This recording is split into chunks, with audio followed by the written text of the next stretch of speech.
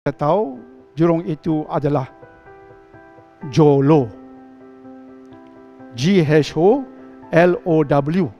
yang ada kaitan dengan pelbagai selebriti, pelbagai negarawan, dan akhirnya dia rapat dengan negarawan di Malaysia yang bernama Najib. 2021,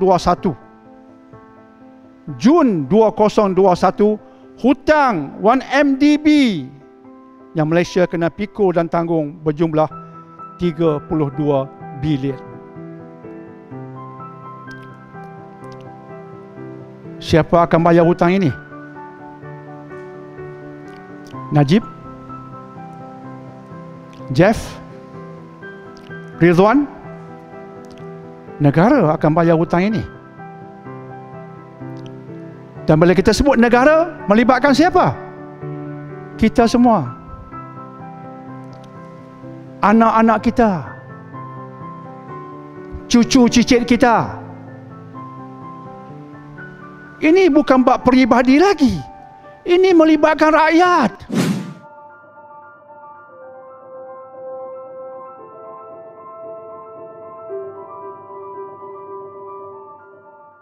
Dr. Daniel, ada orang mengatakan Najib tidak bersalah. Komen doktor.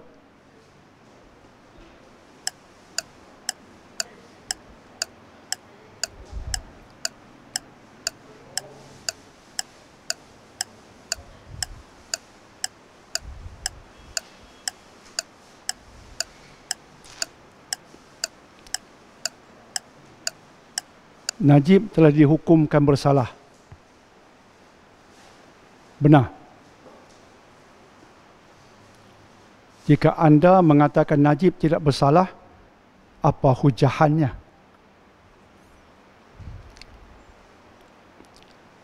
Sedangkan hakim di mahkamah yang kita hormati, mereka menghukumkan Najib bersalah berdasarkan hujahan yang didokumentasikan.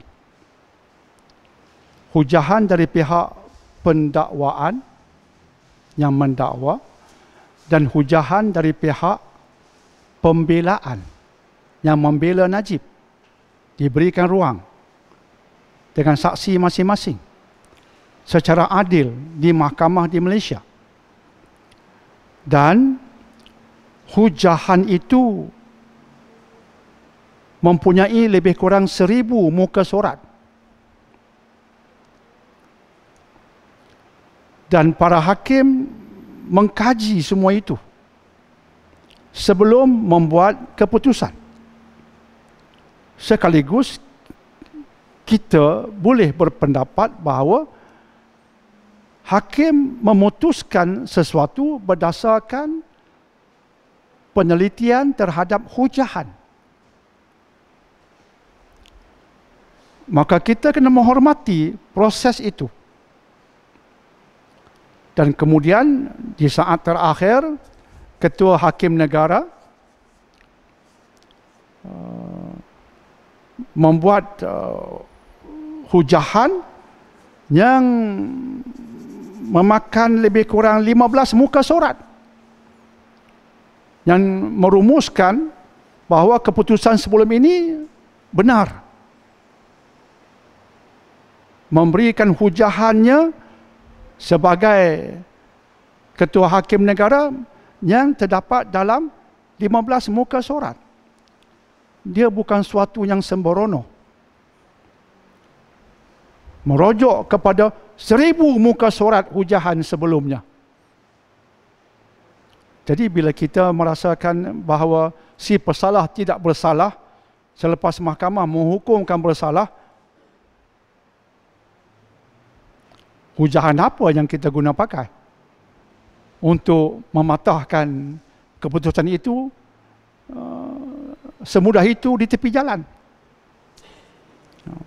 Saya menghormati mahkamah di Malaysia sebab prosesnya begitu terperinci dengan saksi-saksi di kedua belah pihak.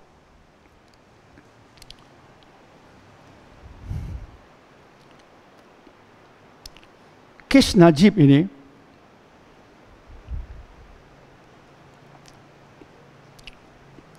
yang berkait dengan 1MDB ini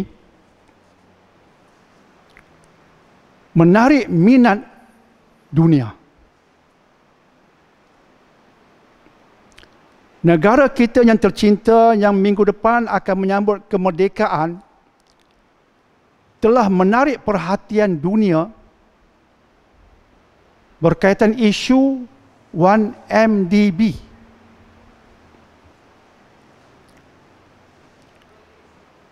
Ada wartawan di luar sana telah membuat satu buku memperincikan tentang apa yang berlaku berkaitan 1MDB ini. Buku itu menjadi popular, terutama pada tahun 2018, dan tajuk buku itu ialah Billion Dollar Whale.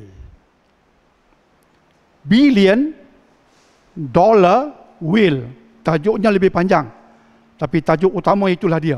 Billion Dollar Whale. Jerung berbilion dolar. Terjemahan dalam bahasa kita. Jerung berbilion dolar. Karangan wartawan Tom Wright dan Bradley Hope. Wartawan ini telah buat penyelidikan. Sebab kes 1MDB ini bukan sekadar kes dalam Malaysia. Dia melibatkan Wall Street. Dia melibatkan Hollywood. Dia melibatkan beberapa buah negara. Sebab itu, Malaysia jadi terkenal secara positif ataupun negatifnya. Antara sebabnya, sebab 1MDB punya isu.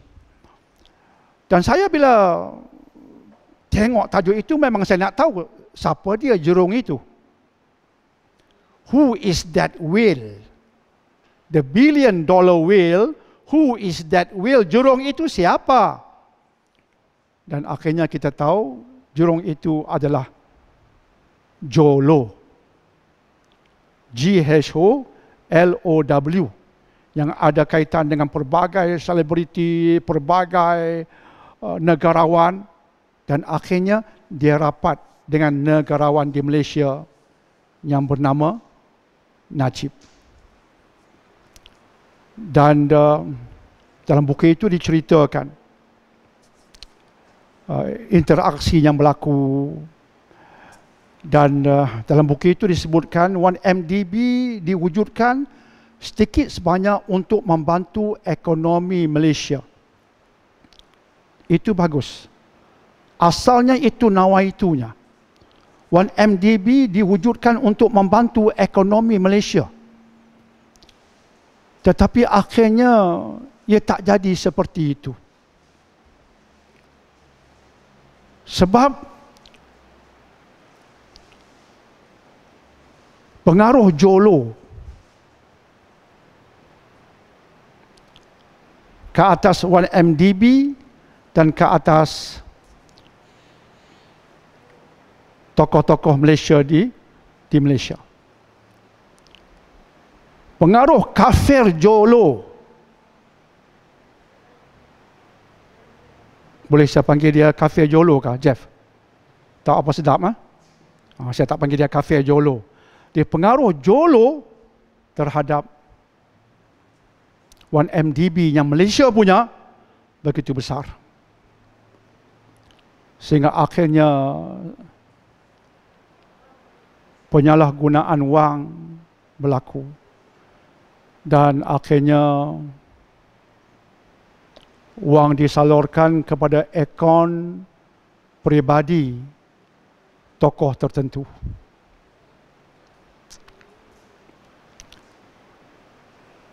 Dan dia dikaitkan dengan luar negara juga. Tapi apa yang terhasil pada kita? Itu saya nak sebut sekarang. Tentang isu skandal 1MDB ini. Apa yang terhasil pada kita? Yang terhasil pada kita ialah Malaysia terpaksa menanggung hutang 1MDB. Kesan apa yang berlaku ini pumpang. Anda akan melihat saya berhati-hati sungguh memilih kalimat-kalimat. Beliau cakap tentang 1MDB, ya. Tak mau tersasul. Tapi akhirnya hasilannya apa dia? Kesan 1MDB dan pengurusannya yang sekarang kes masih lagi berlaku, kes Najib yang berikutnya tentang 1MDB, tentang pindaan laporan audit. Laporan audit dipindah, itu belum selesai, sedang berlaku. Saya tak mau cakap bab itu, sedang berlaku. Tapi akhirnya pengurusan 1MDB ini akhirnya menyebabkan Malaysia berhutang. Dan hutang berkaitan 1MDB ini pada Jun 2021. Jun 2021, hutang 1MDB yang Malaysia kena pikul dan tanggung berjumlah 32 bilion. Siapa akan bayar hutang ini? Najib? Jeff? Ridwan? Negara akan bayar hutang ini. Dan bila kita sebut negara, melibatkan siapa? Kita semua. Anak-anak kita. Cucu cicit kita. Ini bukan bab peribadi lagi. Ini melibatkan rakyat.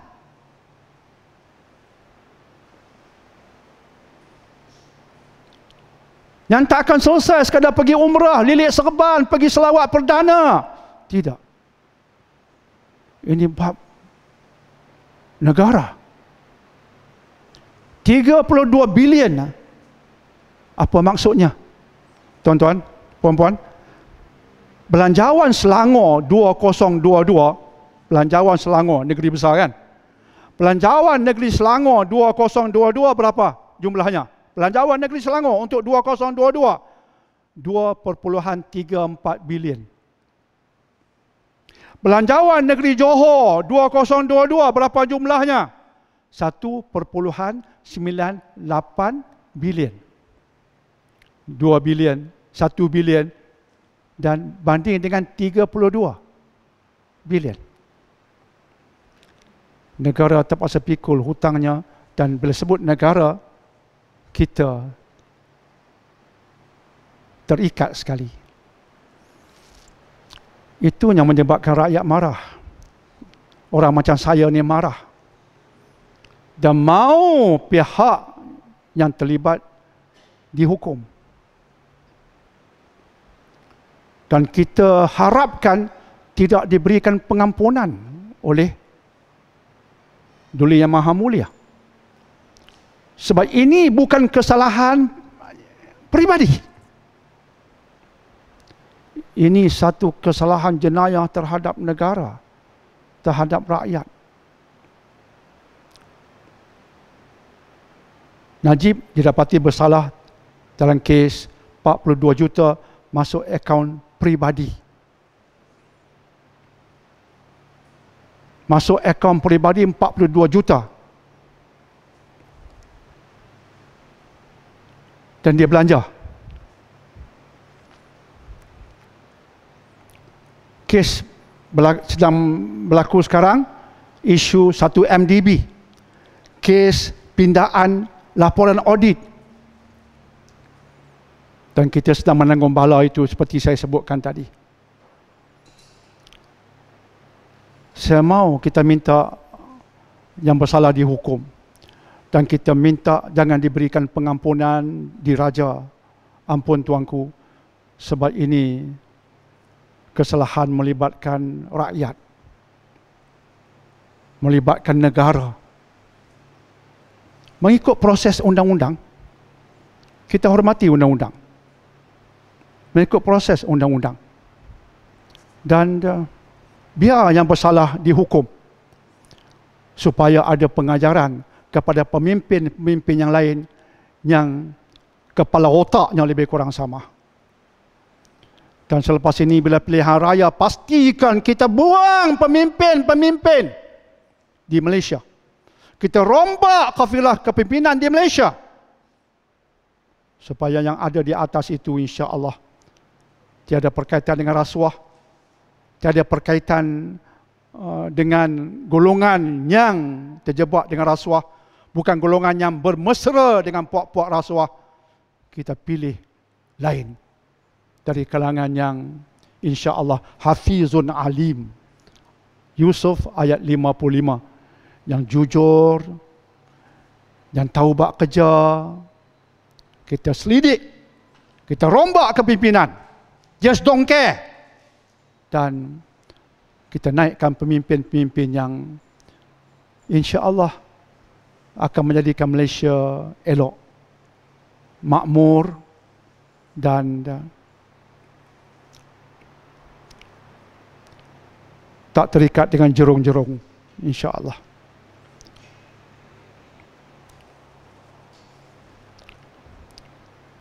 Cukuplah bab Najib takat tu, round pertama. Tengoklah minggu-minggu berikutnya kalau ada, insya-Allah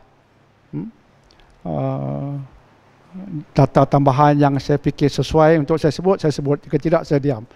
Minggu ni takat tu cukuplah. Cukup bala kita duk pikul. Memang kita marah.